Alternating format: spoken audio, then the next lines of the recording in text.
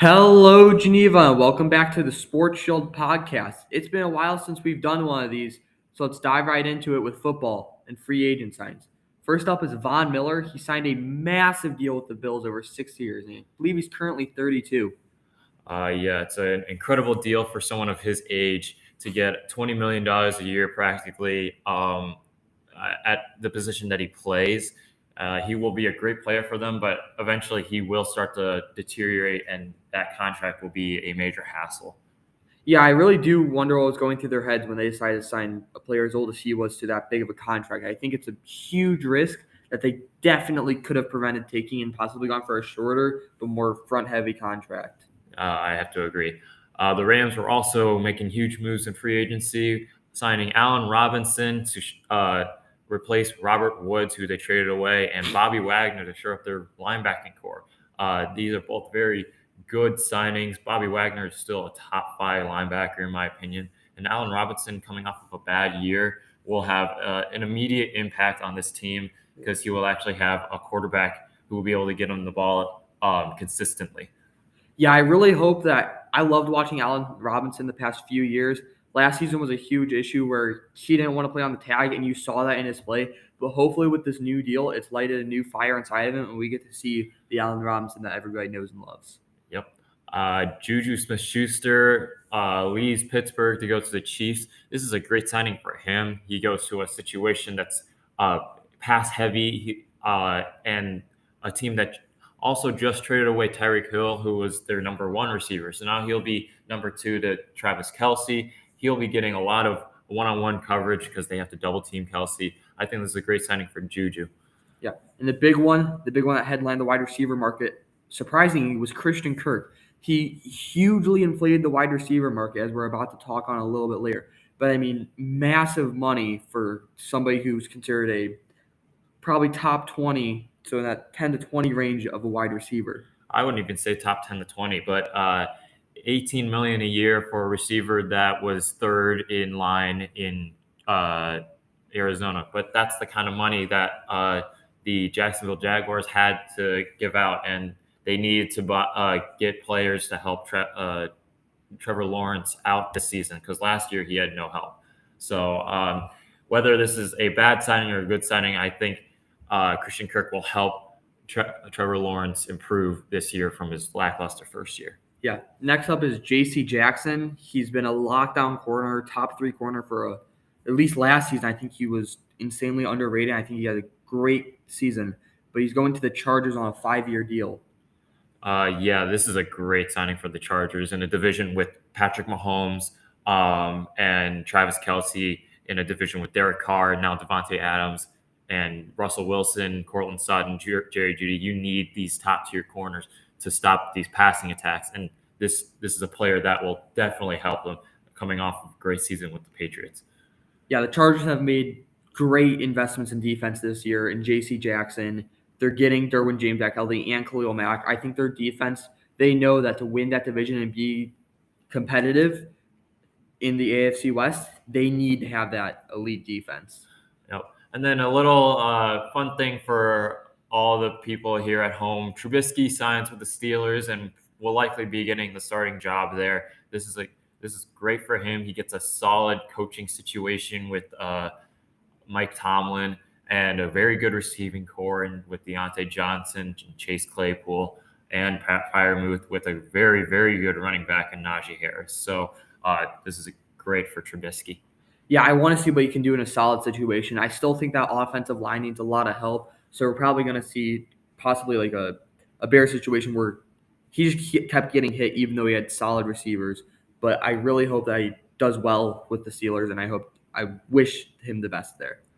Now moving on to trades. The biggest trade since we last talked was Deshaun Watson to the Browns. He gets traded for three first-round picks and a slew of other picks here and there.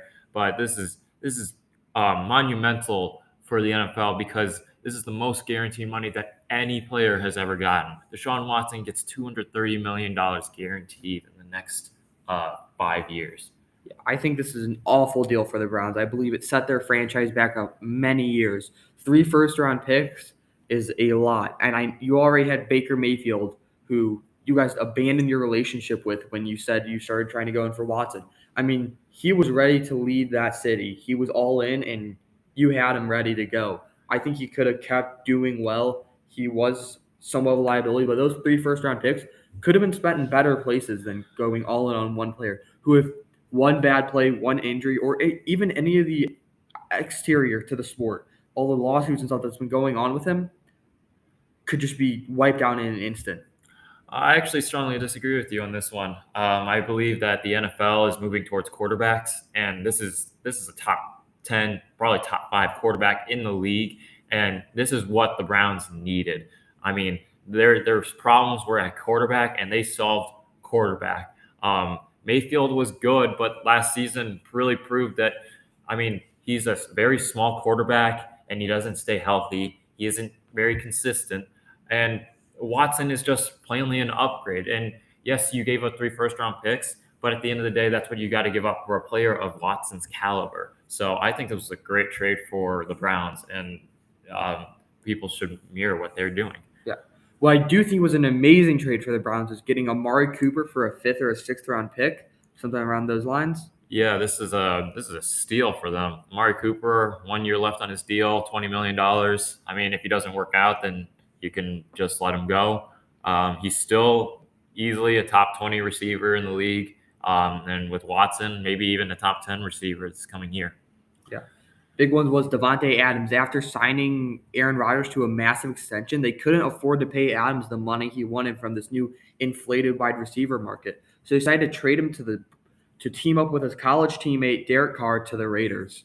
Yeah, Adams wanted a lot of money, and since Rodgers took all that money, Adams really wanted the money more than to play with Rodgers, clearly, and he goes and plays with his college quarterback, Derek Carr, which I think will be a very good duo.